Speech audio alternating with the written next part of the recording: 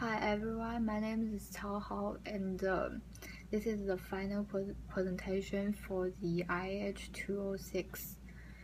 And firstly, my country is Russia, and I will talk about the per-industrialization first. Russia was an industrially developed country, and 20, 26% were villagers, and 47% incomes come from the villagers. And Russia have the GDP more than $5,000. Then I will talk a bit about the Russia economy. Russia is the fifth largest economy in the world, and it is the leading exporter of oil and natural gas. The Russia service accounts 58% of GDP, and it's expected to shrink to 2.8% in 2015.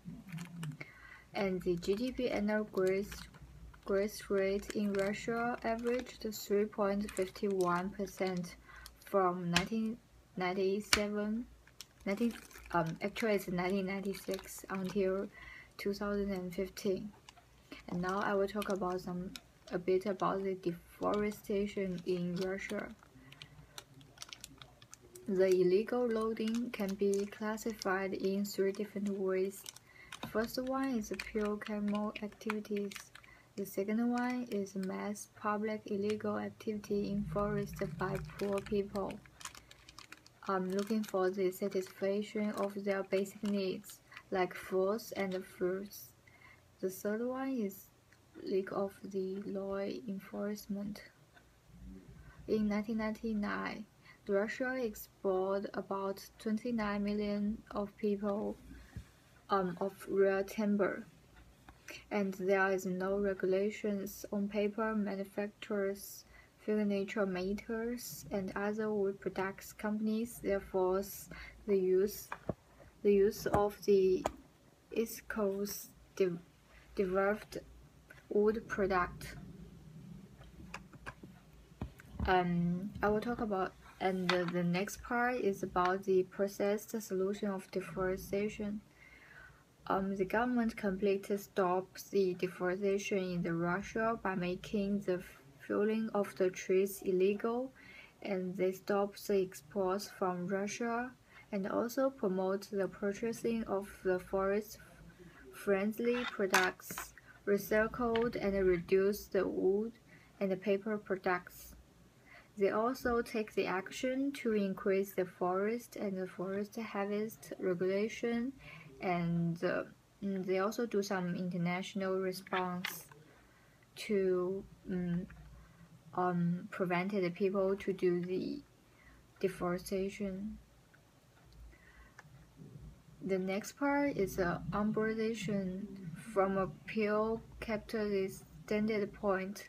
Russia's 2008 pure capital emissions rate of 3.30 megatons of carbon exceeds the global average and represents the third highest rate of the region behind the Kazakhstan and Estonia. The change of the urban pollution in Russia is influenced by three factors, which is naturally migration and the administrative reforms. Russian religions differs significantly in urbanization, and both at the macroeconomic level and the subnational one. The potential change in the structure of the urban settlement in favor of large cities exists, but it is very small. And then we will talk about some industrialization. Russia is very large. Its largest, most poorest nation and a great world power by 1815, and the majority of Asians were serfs or laborers bound to the land and to the masters who controlled their fate. Enters industrial age under the Alexander III and his son Nicholas II. It also covers the political and social problems increased as a result of the industrialization. The government officials and business leaders applied to the economic growth. Then I will talk about the fossil fuel burning. The fossil fuel energy consumption in Russia was last measured as 91.02 in 2011, and the fossil fuel comprised coal, oil, petroleum, and natural gas products. Russia has had an uptick in oil use, increasing its emissions by 2% to 449 million by 2 million tons. It has a large reserves of natural gases held in countries such as Russia. Here's a carbon footprint summary. Since 1992, the total fossil fuels carbon dioxide emissions from Russian civilization have dropped to 23% to 466 million tons of carbon, but it's still the fourth largest emitting country in the world, and it is the largest emitter of republics comprising the former USSR. The emissions from coal consumption have dropped 25.5% since 1992 and presently count for 26.6% of Russia's emissions. From a per capita standpoint, Russia's 2008 per capita emissions rate of 3.3 metric tons of carbon exceeds the global average and represents the third highest rate of the region behind the Kyrgyzstan and Estonia. And now we will talk about the second part, which is the lifestyle of the different population of Russia. Firstly, we'll talk about the income of groups in Russia. There are three groups. First one is upper class, the second one is middle class, and the last one is working class. The upper class include members of nobility and higher clergymen, and the individuals act required hereditary nobility through long-term and distinguished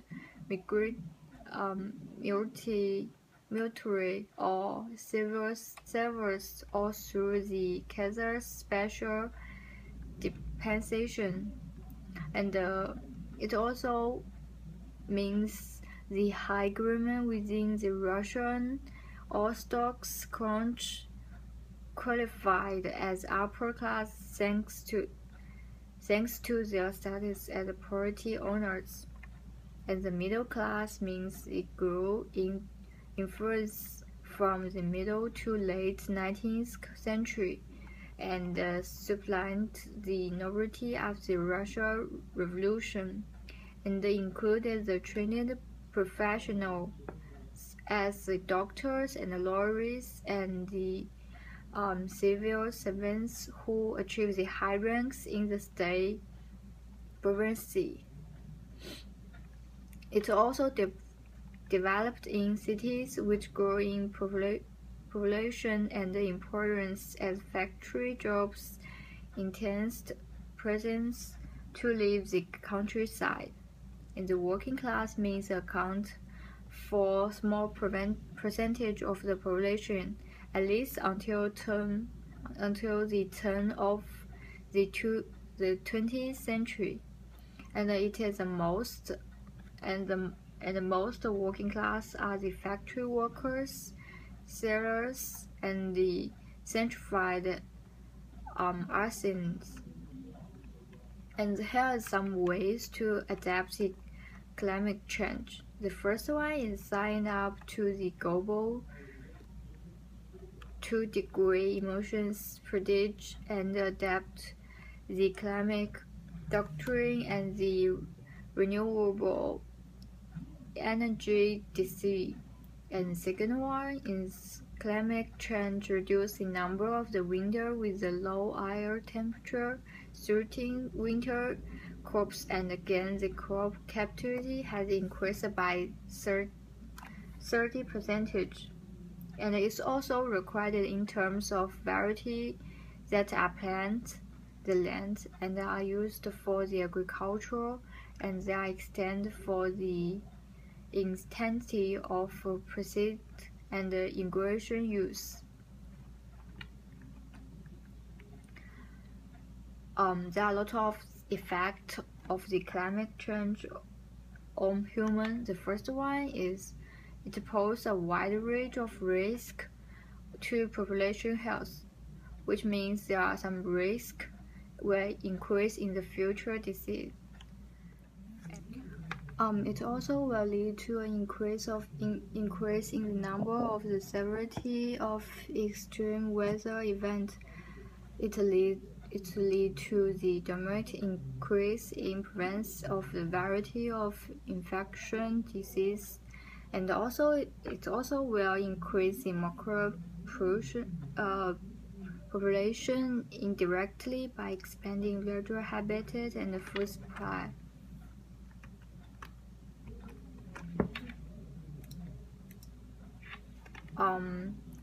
There are some variable portions in Russia. The first one is women. They also work for the low-wage job and have the less opportunities than men, and was paid less attention than men both in home and society. And they will fail to supply the accurate support, and they have the less rights than men. And the second type of vulnerable population is the poor people, because the richer people is getting richer and the poorer people is getting the poorer, and the poor people can't afford the payment of electrical device, so they will have the less influence to the climate change. The third type of population in Russia is the indigenous people.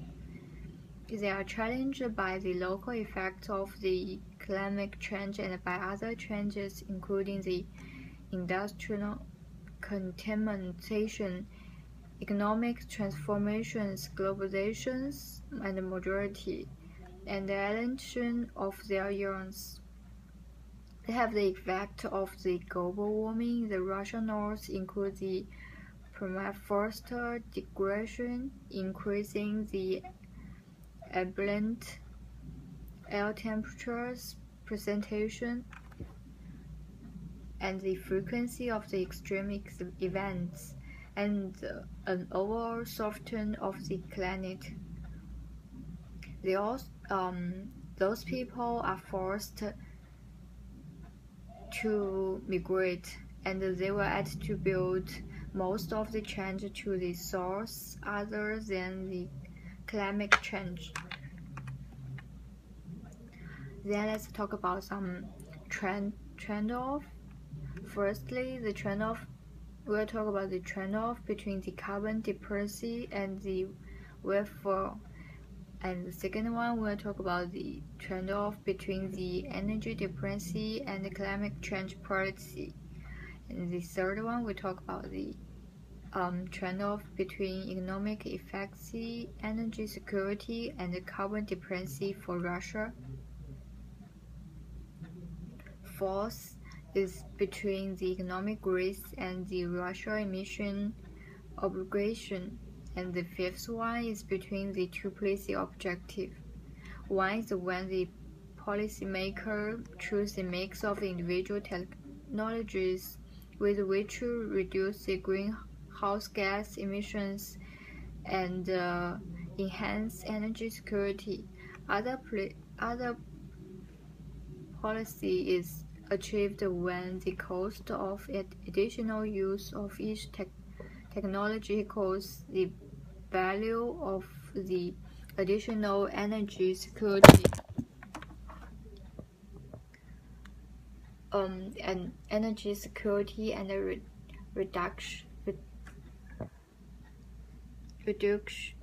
reduction in greenhouse gas emissions that it provides. Here's the third part, which is Russia involvement with the UNFCCC and the Kyoto Protocol. The UNFCCC is an international environmental treaty negotiated at the United Nations Conference on Environment and Development. Russia has participated in the protocols the first round, but not taken on the new targets in the second committed period. At the 2012 conference, the last-minute objections at the conference by Russia were ignored by the governing officials, and they have indicated that they will likely withdraw or not ratify the treaty. The Japan, New Zealand, and Russia have participated in Kyoto's first round, but they take on the second round. In 2002, Russia and Canada ratified the Protocol to the UNFCCC, bringing the treaty into effect on 13th of February 2005. The total project emission saving from July by 2012 are about 1/10 that of CDM. Russia accounted for about 2/3 of these savings. By May 2012, the USA, Japan, Russia, Canada has indicated they would not sign up for a second Kyoto commitment period. In 2009, Russia throwing the post-Kyoto climate trajectories have been generally overlooked by the politicians, academics, and the media. As a major player in Kyoto, the third largest carbon dioxide emitter and the largest national traitor's carbon sink, Russia have the huge potential to play a much more than prominent role in the future international climate policy. And Russia prepared for the meeting in the Copenhagen in 2009. The Russian government was aiming for a 25% cut of national GDP, which means greenhouse gas emissions below the 1990s level by 2020. And they also have been a party to the UN Climate Convention since 1994 and became initial for the Kyoto Protocol to become illegal blinding in 2004. Russia has been playing a very important role in shaping the multiple framework on climate change policy. The Russia Federation accounts for 16.4% of 1990s carbon emissions, and it remains in the world third largest emitter of greenhouse gas after China and the USA, with one of the highest per capita energy-related carbon dioxide emissions in the world. Despite the severe economic downturn of 1990s. When Russia ratified the Protocol in 2004, it pledged to hold its greenhouse gas emissions at or below 1090 levels.